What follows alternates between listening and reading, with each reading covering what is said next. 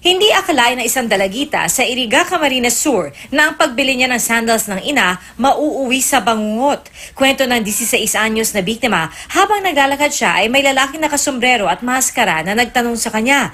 Kasunod nito, Naanak na lang po.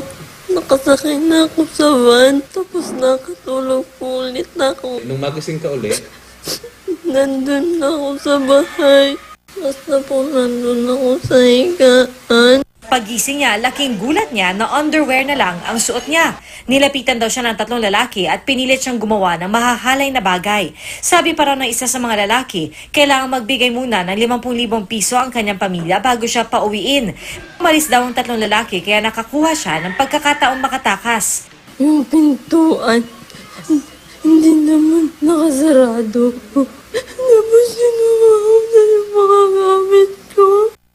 Tapos may nakita akong babae. Noon na niya na lamang nasa Naga City na pala siya. Binigyan siya ng pera ng isang babae kaya nakauwi sa kanilang bahay. Grabe na yung ko, nervyos. Buong katawan ko, nanginginig na. Dahil sa nangyari, hindi na nakadalo ang mag-ina sa graduation ng biktima.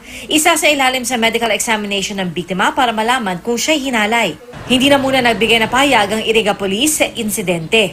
I-review raw muna nila ang mga CCTV camera na nakalagay sa buong lungsod. PR Kanghel, GMA News.